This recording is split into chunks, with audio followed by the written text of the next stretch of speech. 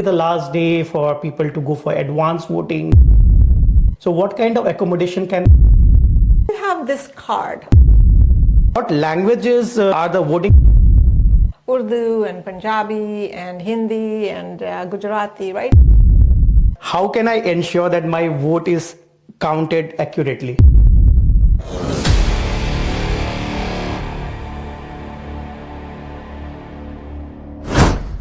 Good day everyone. Thanks for joining us. Today we have Dipika Damerla, Councilor from Ward 7 with us. We'll keep it very short and simple today because it's on a very important topic, Dipika, and she has been a very strong advocate for civic engagement by the citizens here. It is all about the voting, how we should exercise the right of voting. But when we were conversing with a lot of people, they were generally first-time voters, they are new voters, they don't know the exact process of voting. So we thought, why not talk to someone who has been very actively in politics to guide them. What are the steps? How does one register to vote? And there are multiple questions we have framed. So I'll just take the questions and you please guide us on this. Happy to do that. Thanks a lot, Dipika. So very first question was that I'm a new citizen. So what are documents that I need to be eligible for voting? Okay. If you're a new citizen, hopefully you will get something like this in the mail. So this is a voting card. It'll have your name. It'll tell you where you can vote. It'll give you all the advanced voting dates, everything. And if you get this card, then voting is very simple. You just go to the location that it tells you on your voting card, and you need to take one piece of ID. It could even be like a phone bill, as long as it has your name and address. You take that, those two together, you're good to vote. You're a brand new citizen, but you didn't get this card. You can still vote. There's two ways. You just go to the Elections Ontario website and you can register yourself. So you just register yourself because likely Elections Ontario hasn't caught up with the fact that you're a new citizen. So you don't want to miss this cycle, so you can go register. Even if you never registered, you can go to the elections office with your proof of citizenship, with your driver's license, some kind of proof that you are who you are, and they will let you vote. So primarily, but you have to over there, I think they will take an undertaking to say, I am a citizen, right? So you need to kind of take that undertaking. My advice is, if you haven't received this card, take a few minutes to go register. That makes it really simple. Once you register, then you just walk into the election office on election day. But if you didn't get this card, you have to take a photo ID. So that's really important. A photo ID that has your name and your address. So a driver's license is perfect. So just to add to that, a driver license generally would not say whether I'm a citizen or not. So would that be enough, or along with that, should one bring the passport or citizenship certificate or something along with? Yeah, it's not a bad idea because they will make you sign an oath anyway that you are a citizen, but it's a good idea to take some proof. Yeah, because one thing is there, yes, and advance one should register, but for the current provincial elections, the last day for registering was I think last week, so people might not be able to register now. So when would be the last day for people to go for advance voting? So advance voting really is tomorrow, February 22nd. 22nd, right? Yeah, so advance voting tomorrow, or otherwise on election day. Yeah, that would be Feb 27th. So everybody should be. So there was again some queries that what if I'm away for elections or on the voting day?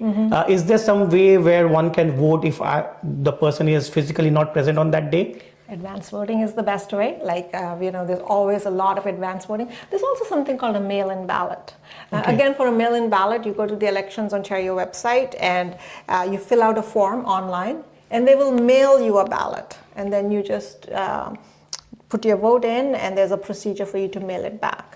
But that is now, for this election, it's too late, but it's just good for you to know if you feel you're not well, you have an elderly parent, or you're living by yourself and you're older and you don't want to go out in the snow, for example, that would have been a great option to do mail-in ballots. Okay. There was one again very specific query. I think a lot of people may not be going on for voting, because I had that query that I have a disability. So what kind of accommodation can I expect, or is there something that is available when one goes for voting with a disability? So my understanding is that all of our polling locations have to be under the code accessible. So, there's a ramp for wheelchair and all of that. And if people need to, they can probably get Wheel-Trans to make sure that they get a ride to the election office. But yeah, every effort's made to make sure that the actual voting place is easily accessible. Okay. Some queries were more so not exactly for the voting, but for the people to know that what are the candidates or who are the candidates who are running for our particular riding. So where can one go and get to know about them? Is there one particular site that would give the information to a person? Yeah, actually, Elections Ontario would have some of that information, but the easiest thing to do is first find out which riding you live in. So if you don't even know which riding you live in, there's actually a very easy way to find out. If you Google, which riding do I live in, there's a pop-up and it asks you for your postal code. Yes. You put your postal code in and like magic, it'll give you your riding.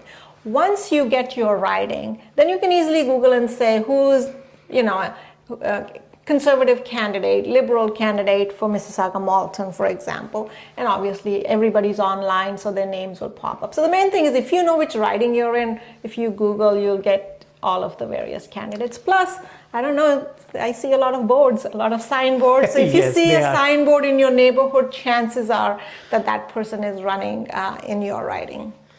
Yeah, been something very simple, Dipika, though why this question was asked. And for all of you also, we will also post the link in our channel so that you can go and link there. These are very simple things, but a lot of people are not aware of this. And maybe because of a lot of reasons, and we want that encouragement that everybody should come out and vote. Now, there was one particular question that in what languages are the voting material and assistance available? It's a really good question. I know that they're available in English and French. Because they're the two languages. I do know that political parties make a lot of effort to advertise in all of the regional papers, language papers. When I ran for mayor, for example, I did a lot of advertising online in many languages. Like I did it in Urdu and Punjabi and Hindi and Gujarati, right? So there's a lot of languages available. If not officially, then informally. Yeah, but on the voting day, it would be English and French. So, and locally, if at all they need assistance, they may always go. Absolutely, Okay, yes. fair enough. We live in such a multicultural city. I'm sure there's somebody there who can speak a language that helps you. One query that comes from a lot of voters is that how can I ensure that my vote is counted accurately? So that's a very good question. And I'll tell you who's most interested in making sure the vote is counted accurately: the candidates. So what happens is when after the election is, the voting's ended, Yeah. then after that, obviously the counting begins. And believe it or not, every party will have a representative. So if on this table, so there'll be tables, there'll be 7-8 tables where the ballots are being counted. And at each table, there will typically be a representative of the Ontario Liberal Party, a representative of the Conservatives, a representative of the NDP or any other party who will be standing there looking like hawks. So while the clerks are counting, people are looking and they can challenge and say, oh, that's not correctly marked things. So rest assured, there's a lot of eyes making sure that your vote is being counted correctly. So that brings to the question, means at least a lot of people who are the first time voters and a lot of new kids who have just become first time voters or the people who have just become citizens, that is there a place or a website that one can understand what is the Canadian electoral process? That how does that happen? Is there somewhere where we can maybe send to our listeners that where exactly they can find what is the electoral process? There are a number of very good websites. If you just Google and say, one idea is, of course, go through your kids' civics class notebook. The citizenship test, those who take it also, there's some very good information. But I think if you went online and you kind of Google things like, what kind of parliamentary democracy does Canada have? Obviously, we have the Westminster model, loosely modeled on the British system. It'll talk to you about the various constituencies, the party system, and all of that. We have fixed election dates, for instance, and we are a federal we are a federalist country because we have the federal government and then we have provincial governments. So it's quite, there's a lot of information. You raise a good point. Is there a point for like one good place? Maybe that's a project for you to take We will on. try for. Yeah, but here's an interesting piece of trivia. You know, in Canada, especially Ontario, what does constituency, like in other English-speaking countries, you call them constituencies, but we call them ridings. And Yes. the reason we call them ridings is that when these constituencies were drawn out, they were done using horses. And so it was about the distance a horse can go in a certain period of time was how they carved out the boundaries of the constituencies based on the ability of a horse to get around. So for a horse to ride, or somebody to ride a horse going around the constituency, that's why it's called riding. So there's all of this interesting history and trivia. It's all available online. You know, that's very interesting actually, because that was one of the queries, that how are the electoral districts determined? Yeah. Right. Somebody asked that question, that how do we determine that this should be an electoral district, right? So honestly, I wasn't aware that it was because of the how far the horses can go. Well, originally, since then, obviously, I would say that the size of the geographic size of our ridings has reduced. Yep. Population has increased. Back in the day when they first came up with the ridings, obviously they would have been much bigger geographically with less population. Another fun fact: there's a riding in Northern Ontario that is larger than France. Geographic size. Oh. So that's how big that riding is, because it's in Northern Ontario, The population is less. So it just tells you also how big our province is, how big our country is. Oh, wow. There was one more question, that we know about the driving license or the citizenship certificate, but they were saying that what are the other forms of identification proofs that could be acceptable when they're going for voting? So listen, if you have this card, then you could take anything. You could take a phone bill, your Bell Canada bill, you could take your water bill, you know, anything that shows your name and address. That's what they're looking for. If you don't have this, then the best ID you can take is either your driver's license, and if you don't have a driver's license, if you have the Ontario ID card, because some people who don't drive, Yep. they don't have a driver's license, and hopefully you have the Ontario Yep. ID card. One of those two is perfect. Great.